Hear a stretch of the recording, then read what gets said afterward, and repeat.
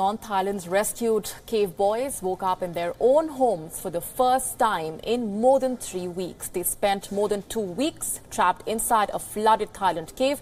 The boys were greeted with hugs, tears and smiles from the waiting relatives and friends when they got back home.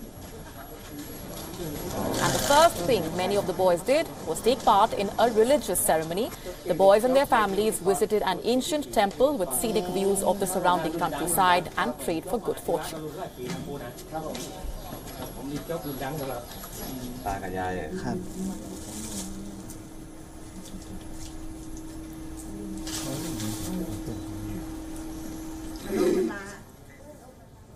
After a month-long ordeal, after not being able to show their football skills for quite some time, the boys are back on the field, not quite literally, but they are back in shape. And how? Take a look at the 12 boys and their coach get back home, smile and play some football.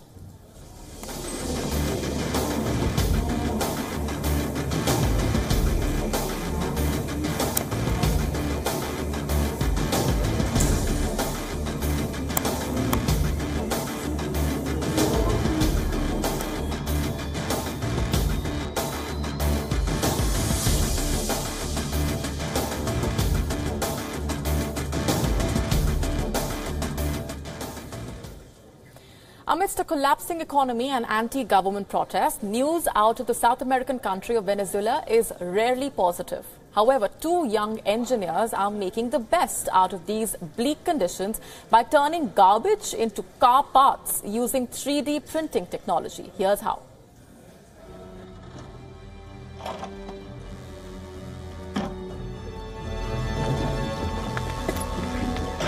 Inside the garbage dumps of Venezuela, a startup, Nedraki, is recycling electronic waste into car parts using 3D printers.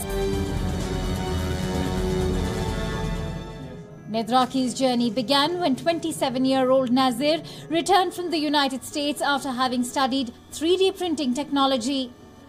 He, along with his friend, began by rummaging through a garbage dump in their university in Caracas.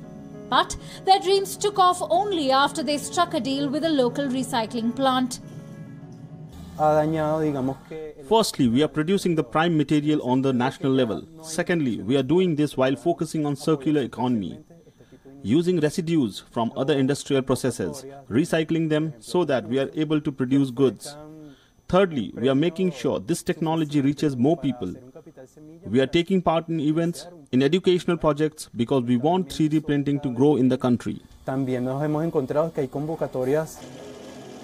With an inflation rate of 50,000%, an exodus of over 1 million people and widespread shortages of food and medicine, Nedraki's success is helping local companies dependent on expensive imports to buy cheap. The economic crisis in Venezuela has damaged the entrepreneurial ecosystem, meaning there are no strong institutions who are able to substantially support these types of initiatives, or calls to take part in competitions that present a sufficiently good enough award offering capital fund to develop a project such as this one. This happens less. We have also found there are calls abroad, which unfortunately don't accept Venezuelan startups. Clearly, Nedraki is reviving Venezuela's once vibrant manufacturing sector, lighting the path for other young Venezuelan companies to make the best out of waste. Bureau Report, WION. On to an update coming in from the United States, where a pipe explosion has sent steam and smoke high into the air over the U.S. borough of Manhattan. The New York Police Department has said the incident prompted authorities to shut down the nearby roads and sidewalks. The authorities also ordered evacuations in the immediate area. The site of the explosion has been cordoned off and no injuries have been reported so far. Several teams of firefighters have responded to that explosion, which took place in the Flatiron district of Manhattan.